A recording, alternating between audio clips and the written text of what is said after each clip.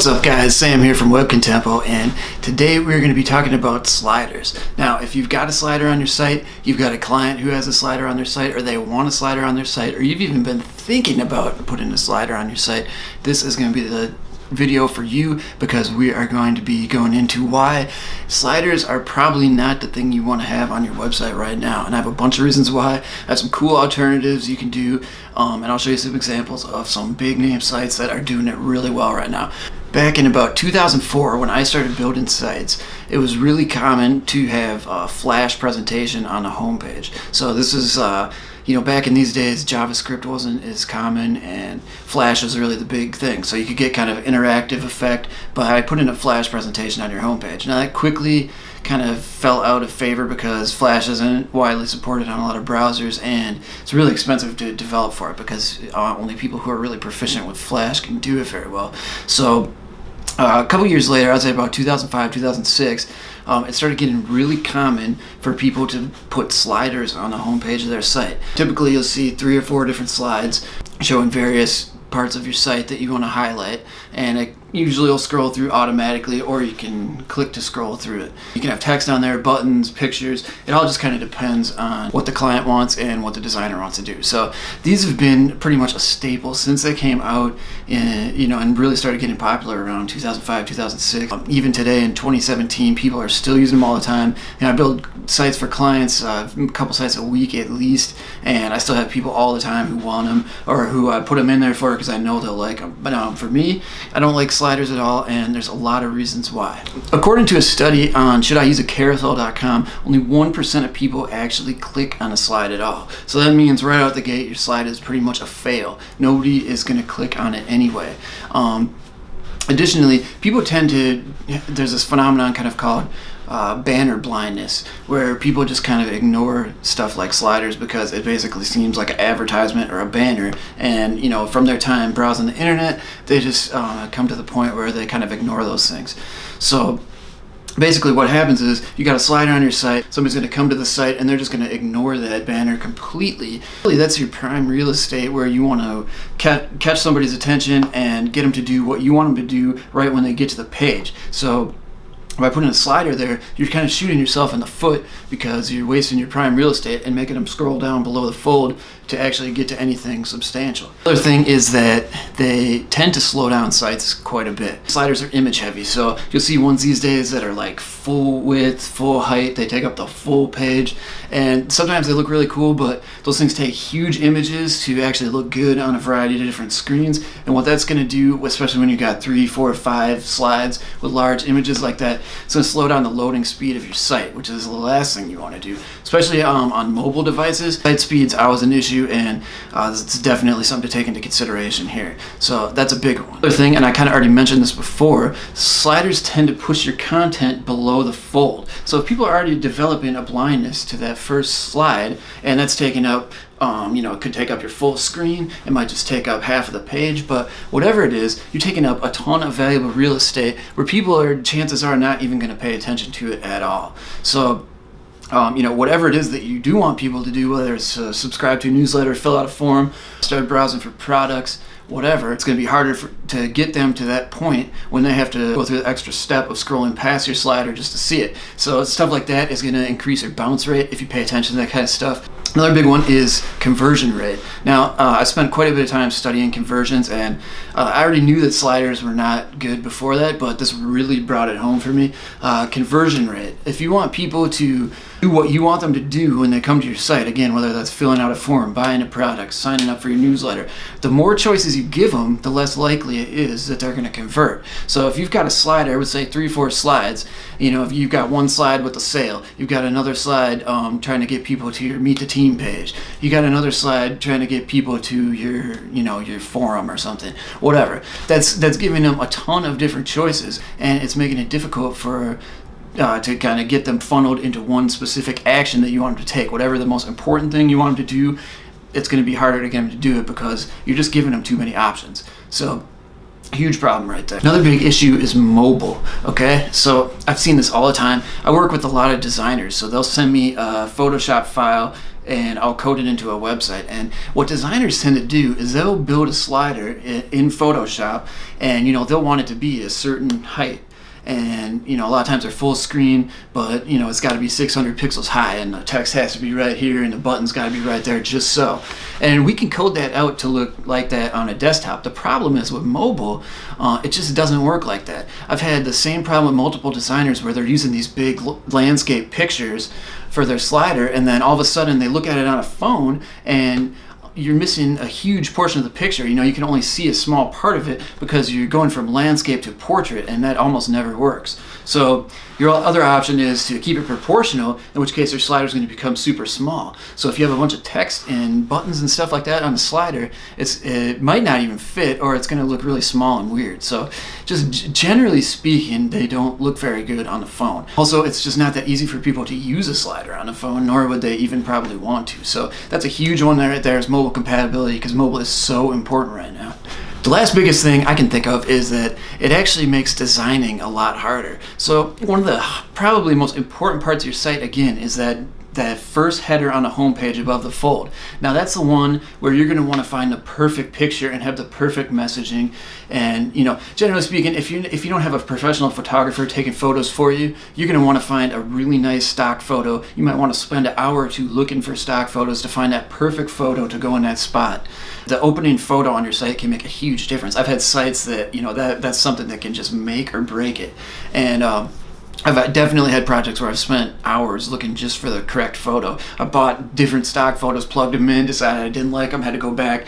It's just an agonizing process, and one of the most important processes, especially in putting together a homepage. So the problem when you go with a slider is now all of a sudden you don't just have to find one photo, you got to find 3 photos, 4 photos, and there's just a ton of nuance that goes into it. Like, for example, you really want to find photos that have enough blank space in one side of the photo where you can fit your text and your button, and then still have photo over here. So it can be really tricky, depending on what industry you're in and what kind of picture you're looking for, to actually find ones that kind of fit the criteria where you're going to be able to show the photo and have the text be really readable and have the button, and all that stuff, and just have it all come together. So again, once you get into the process of having to do that for 3 slides, 4 slides, that can take a crazy amount of time. And typically what happens here is just the overall quality of the slides drops, because nobody has that kind of time to spend looking just for pictures to go into a slider. So typically, people will settle for less because they just want to get it done. So what's the alternative? Well, there's quite a few different alternatives now, because there's just so much different technology out there. There's a lot more than just the Flash or the basic JavaScript. They used to be pretty common when I started.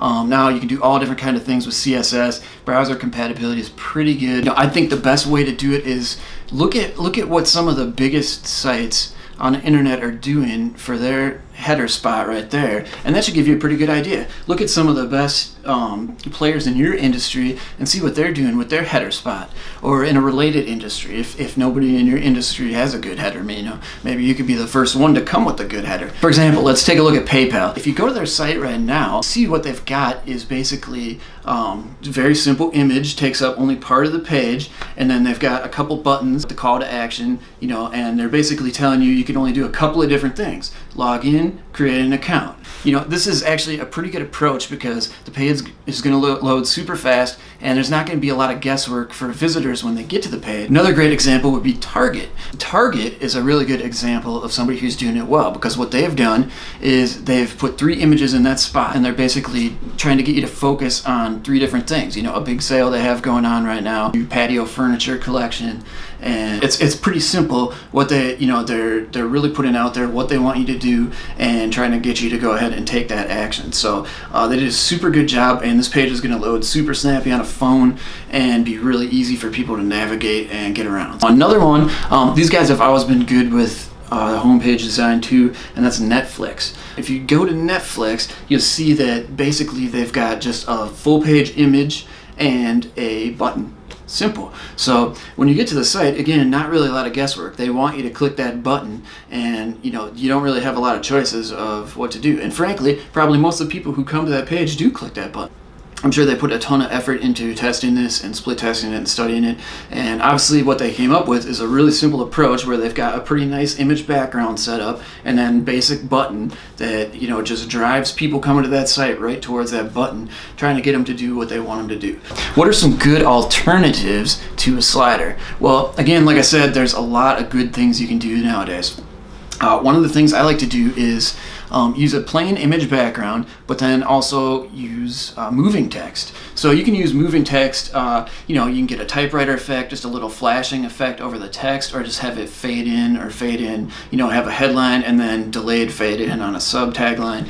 Or like in this example, we've got a typewriter text and then it also rotates. So, you know, you can get a couple different messages in there without actually having to make a different slide. So I was able to spend a lot of time finding a nice image for this site, and we still got a pretty good message in there without having to have a bunch of slides. So this is a really good example. There's a lot of plugins that do these kind of effects. They're pretty basic JavaScript effects, not hard to do at all.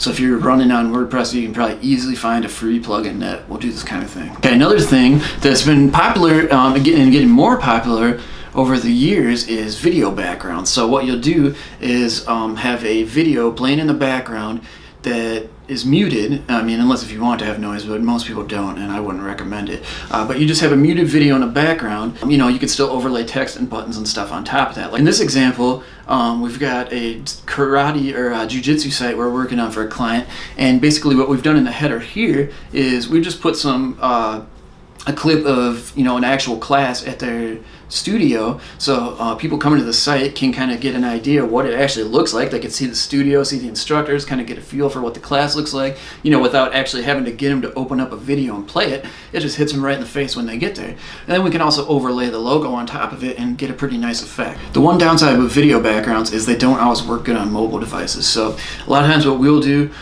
is we'll have a video background on desktop, and then for mobile, we'll actually sub out the video background and just show a static image instead. So that's going to help with your page load, and you're not going to run into any compatibility issues or anything like that. So that's definitely a good way to approach it. I personally like video backgrounds a lot, and I use them pretty frequently. So I definitely recommend it, and it's pretty easy to get stock video clips. They're free at places like Pexels. I'm going to put a link to that in the description. Another interesting one we've got is a site I did for my brother Finchavel, and on this site we actually put a live Twitter feed right in the header. So we've got a really nice vibrant full page image background, and then right there it's got his Twitter feed, because that's an important part of his business. That's how he connects with a lot of people in his industry. So we thought it was important to get that out there front and center. Plus it's kind of a dynamic thing, so pretty much every time you come to the page it's going to be something different. Last but not least, I'm going to show you a page here. This is a landing page we're working on for my own site, and you can see we've combined a couple different things. We've got an image background, we have a CSS moving cloud background, and then we have a gradient background. So not only are the colors changing in and out slowly, you've also got the clouds moving across, and you've still got an image, and you've still got your text, and you can have a button there. And so it's really a way to pack a lot of stuff into a page, and it's still pretty lightweight compared to having a lot of huge heavy images in there. We've just got the one image and some lines of CSS. That's really no problem at all. So that's pretty much it. So when you're thinking about putting together a header, first start off by thinking about it as just static. Like, what is the most important thing you want people to do when they reach this page? Is it to browse your products? Is it to buy a specific product? Is it to sign up for a newsletter, you know, learn more about a product or service? Very important to identify specifically the goal that you're trying to achieve when a person gets to the site. Then design your whole header around that. Now, when you're putting text and buttons and stuff on top of the slide, again, what I like to do is try to find pictures where the bulk of the picture, like if there's people in the picture, I want the people to be off to one side and then kind of a blank space off to the other side. And then what I'll do is arrange the header so that, you know, the picture of the people's there, and then on this side I'll put the text and then the button below that. And another thing to keep in mind too is that typically you want to have your button on the lower right quadrant, so they kind of read a page in a Z pattern. So what I usually like to do is put a headline across the top, or have a picture on the left, because that's the first thing they're going to see. So you either want your headline or your picture right there in the top left corner, and then any other detail text in that empty space in the upper right quadrant. Lower left quadrant, again, you want to have basically more picture there. And then lower right quadrant is where people's eyes are going to get drawn to. That's where you want your call to action. So most likely it's going to be a learn more button, buy now button, contact us button, something like that. So that's typically how I try to do it. Keep a Z pattern, and I always have that button in the lower right corner. And you don't have to do it like that, and sometimes depending on the picture, you actually might want to swap it if your picture's mostly on the right and your blank space is on the left. It just kind of depends. Or another way you can do it too, if you have a picture where it's really hard to get contrast with the text overlaying on the picture, is you can just put a colored filter over the photo. So you can make it darker, or you can add a color or whatever, and that's going to give you more contrast. Play around with it. I can almost guarantee if you implement this on your site, it's going to help with your conversion rate. So I highly recommend that you get out there and get started working on it.